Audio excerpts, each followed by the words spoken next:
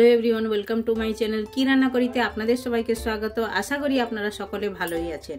তো আমি আজ একটি পকোড়া রেসিপি আপনাদের সঙ্গে শেয়ার করব, যেটি বানানো একদম ইজি আর তাড়াতাড়ি তৈরি হয়ে যায়, খেতে একদম দুর্দান্ত স্বাদের হয়ে থাকে। তাহলে চলুন এক এক করে ইনগ্রিডিয়েন্টস আমি আপনাদের সঙ্গে শেয়ার করে নেব, আর পকোড়াটা কেমনভাবে বানাচ্ছি পুরো ভিডিও আপনারা দেখতে থাকুন, আর আপনাদের আশা করি খুবই ভালো লাগবে। আর এটা আপনারা বাড়িতে ট্রাই করতে পারেন, চায়ের সঙ্গে তো একদম জমে যাবে, আর শীতের দিনে এভাবে পকোড়া খেতে খুবই ভালো লাগে। তাহলে চলুন, প্রথমেই তো সামনেই আমি রেখেছি, এই যে দেখুন আমি পেঁয়াজগুলো এইভাবে স্লাইস স্লাইস করে কেটে নিয়েছি। এভাবেই করে পকোড়া একবার বানিয়ে খেয়ে দেখবেন, দুর্দান্ত স্বাদের হয়। আর তার সঙ্গে আমি দিয়েছি সরু সরু করে একদম পাতলা পাতলা করে আলু কেটে নিয়েছি, আলু পেঁয়াজের পকোড়া বানাবো। আর সঙ্গে আছে কাঁচা লঙ্কা আমি দুটো আমি ছোট ছোট করে কেটে নিয়েছি। আর রসুনের কোয়া, এই যে দেখুন এরকম পাতলা পাতলা স্লাইস করে কেটেছি। আর লাগছে ধনে পাতা। আর পকোড়ার জন্য তো বেসন তো লাগবেই, বেসন নিয়ে নিয়েছি। আর ক্রাঞ্চি হওয়ার জন্য চালের গুঁড়ি নিয়েছি। বেসনটা আমি নিয়েছি, এটা 150 গ্রাম বেসন নিয়েছি, আর 50 গ্রাম চালের গুঁড়ি নিয়েছি। আপনারা আপনাদের হিসাবে নিতে পারেন। আর তাহলে চলুন, প্রথমে এটা আমি মেখে নেবো। মেখে নেওয়ার জন্য একটা আমি বাউল নিয়ে নেবো। প্রথমে এই দেখুন একটা বড় জায়গা নিলাম, তাহলে মাখাতে সুবিধা হবে। তো প্রথমে আমি এটাতে অ্যাড করে দেবো কুচনো পেঁয়াজ, কুচিয়ে রেখেছি পেঁয়াজগুলো। আপনারা এইভাবে স্লাইস স্লাইস করে কেটে বানাবেন। আর দিয়ে দেবো আলু, যতগুলোই আমি কেটেছি সবগুলোই আমি আমার হিসাবে কেটেছি, আপনারা আপনাদের হিসাবে কাটতে পারেন। আমি একটা বড় সাইজের আলু নিয়েছি, আপনারা চাইলে কম বেশি করে নিতে পারেন। আর দেব কাঁচা লঙ্কা কুচনো আর রসুন কুচনো দিয়ে দিলাম। আর দিয়ে দেবো ধনে পাতা কুচনো। একবার এভাবে আপনারা ট্রাই করবেন, দেখবেন খুবই টেস্টি হয়ে থাকবে। আর বেসন দিয়ে দেবো, একটু বেসন আমি বেচালাম, পরে আমি এটা ব্যবহার করব। আর চালের গুঁড়ি দিলাম, সবগুলো দিয়ে দিলাম। এখন যাবে এটাতে স্বাদ মতো লবণ, দিলাম। আর একটু ভালো কালার আসার জন্য এক চুটকি আমি হলুদ গুঁড়ো দেব। আর একটু স্পাইসি করার জন্য লাল লঙ্কার গুঁড়ি দিলাম, আধা চামচেরও কম। আর একটু দেব। আর একদম কালারটা খুবই ভালো আসার জন্য এক চুটকি আমি কাশ্মীরি রেড চিলি পাউডার দিলাম। বাস, এটাতে আর কোনো কিছু লাগবে না। প্রথমে এইগুলো উপকরণগুলো ভালো করে মিশিয়ে নেবো, তারপরে আমি একটু জল দিয়ে এটা মাখবো। জলের মাত্রাটা একটু কম দিলে তাহলে পকোড়াটা একদম ক্রাঞ্চি হবে।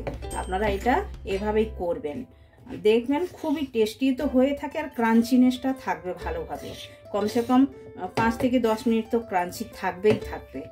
আর আরও বেশি যদি আপনারা ক্রাঞ্চি করতে থাকেন, তাহলে এটার মধ্যে 2 চামচ আপনারা সুজি ব্যবহার করতে পারেন। সুজি দিয়ে দিলে এটা আরও ক্রাঞ্চি হবে, আর খেতে একদম দুর্দান্ত স্বাদের হবে। তাহলে দেখুন এটা আমি ভালোভাবে মিশিয়ে নিয়েছি। এখন একটু জল দিয়ে আমি এটা মেখে নেব। আর মাখাটা কেমনভাবে করবেন আপনারা দেখতে থাকুন, আমি কেমনভাবে করছি। প্রথমেই আমি একটু জলের ছিটা দিয়ে দেবো, এভাবে কম করে দিলাম, দিয়ে এটা মাখবো। তো দেখুন এভাবেই মেখে নিয়েছি, আর এইভাবেই শুকনো শুকনো করে মাখতে হবে। আর দেখুন এটাতে বেসনের মাত্রা একটু কম আছে, তাই জন্য আমি যেই বেসনটা বাঁচিয়ে রেখেছিলাম এটাও আমি অ্যাড করে দিলাম এটার সঙ্গে। আর খুব বেশি বেসন দিলেও ভালো লাগে না, বেসনই হয়ে যায়, খেতে টেস্ট লাগে না। এটার মধ্যে একটু জলের ছিটা দেবো, কারণ আমি বেসনটা ব্যবহার করলাম। দিয়ে এটা ভালো করে মাখিয়ে নেবো। আর এভাবেই একটু আলু পেঁয়াজ উপরে দেখা যাবে ভালোভাবে, তাহলে দেখবেন এটা খেতে ভালো লাগবে। আর একদম বেসন দিয়ে দিলে বেশি করে, তো ওটা খেতে খুব একটা মজা আসে না। তাহলে দেখুন এটা আমি ভালোভাবে মেখে নিয়েছি। আর এভাবেই শক্ত শক্ত করে মাখতে হবে। দেখুন এর বেশি জল দেওয়া চলবে না, বেশি যদি জল দিয়ে দেন তাহলে পকোড়াটা ক্রাঞ্চি হবে না। দেখুন এভাবেই করে নেব। আর কড়াইয়ের মধ্যে আমি এইভাবেই ছোট ছোট করে ছাড়বো।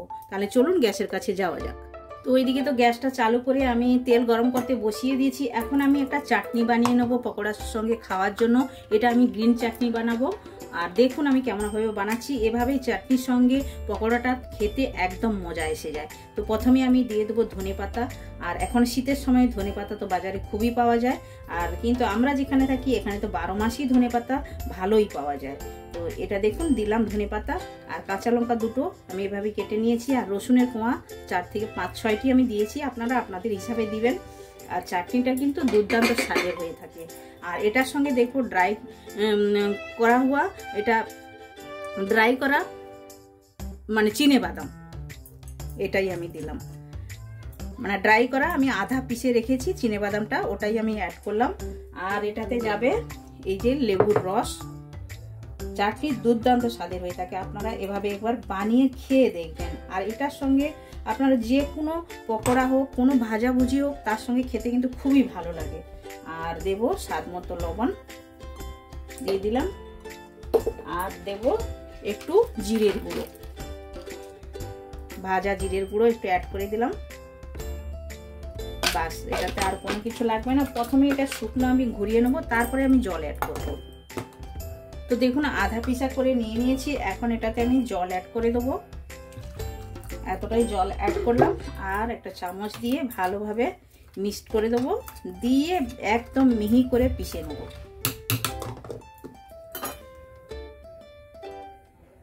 তো দেখুন চাটনিটা ভালোভাবে পিষে নিয়েছি এভাবে করে। আর দেখতে দেখুন কতটাই সুন্দর লাগছে, একদম গ্রিন গ্রিন। এটাতে যদি এভাবে লেবুর রস দেওয়া থাকে তাহলে চাটনিটা গ্রিনই ভালো থাকে। দেখুন আমি একদম ভরে নিয়ে নিয়েছি একটা বাউলের মধ্যে। তাহলে চলুন এখন গ্যাসের কাছে যাওয়া যাক, পকোড়াটা ভেজে নেব। তো দেখুন গ্যাসের মধ্যে তেল বসিয়ে দিয়েছি, তেলটাও আমার গরম হয়ে গেছে। এখন আমি পকোড়াগুলো এভাবেই ছেড়ে দেবো, এইভাবেই ছোট ছোট করে এভাবেই ছাড়বো। আর কোনো সাইজ করতে হবে না, এরকম আবড়া তাবড়া করে ছাড়লেই চলবে। আর তবেই তো এটা ক্রাঞ্চি হবে, ভেতর পর্যন্ত তেলটা যাবে আর ভালোভাবে ক্রাঞ্চি হবে। এভাবেই করে ছোট ছোট করে ছেড়ে দেবো। তো দেখুন পকোড়াগুলো লাল লাল করে ভেজে নিয়েছি, এইভাবে সবগুলো ভেজে নিয়ে প্লেটিং করে তারপরে আপনাদের সঙ্গে দেখা করছি। আর পকোড়ার সঙ্গে এভাবেই লঙ্কা ভাজাও ভালো লাগে, লঙ্কাটাও তেলের উপরে ভেজে নিচ্ছি। আর ওই সাইডে দেখুন আমি পাউটাও গরম করছি, এই যে দেখুন পাউর সঙ্গে ভালোই লাগবে। তো প্লেটিংটা আমি সাজাবো, প্রথমে আমি দেখাচ্ছি পকোড়া ক্রাঞ্চিনেসটা। দেখুন আওয়াজটা শুনলেই আপনারা জানতে পারবেন কতটা ক্রাঞ্চি হয়েছে। তাহলে চলুন প্লেটিংটা সাজিয়ে নিয়ে ফিরে আসছি। তো দেখুন প্লেটিংটা আমি সাজিয়ে নিয়েছি, আর সঙ্গে রেখেছি গ্রিন চাটনি। গ্রিন চাটনিটা কেমনভাবে বানিয়েছি ওটাও আপনাদের সঙ্গে শেয়ার করেছি। আর লঙ্কা ভাজা দেখুন এভাবে রেখেছি, আর সঙ্গে পাউ রেখেছি। এভাবেই আপনারা নাস্তাটা করে নিতে পারেন। আর ছোটোখাটো নাস্তা তো হয়েই যাবে ভালোভাবে, আপনারা এভাবে তৈরি করলে খুবই তাড়াতাড়ি তৈরি হয়ে যায়। আর বাড়িতে কোনো গেস্ট যদি আচানক বাড়িতে আসে তাহলে আপনারা এটা খুবই তাড়াতাড়ি তৈরি করে দিতে পারেন। আর চায়ের সঙ্গে তো একদম জমে যাবে। আর তাহলে আপনারা বাড়িতে একবার এই রেসিপিটা ট্রাই করতে পারেন, পকোড়ার রেসিপি সঙ্গে পাও আর গ্রিন চাটনি। তাহলে আপনারা বানান খান, কমেন্ট সেকশন গিয়ে কমেন্ট করে আমায় বলুন এই রেসিপিটা আপনাদের কেমন লেগেছে। ভালো লেগে থাকলে লাইক শেয়ার কমেন্ট করবেন। যারা এখনো পর্যন্ত চ্যানেলটি সাবস্ক্রাইব করেননি প্লিজ চ্যানেলটি সাবস্ক্রাইব করে নেবেন, বেল আইকন অবশ্যই প্রেস করবেন, তাহলে নিত্য নতুন রেসিপি আপনারা সঙ্গে সঙ্গেই দেখতে পাবেন।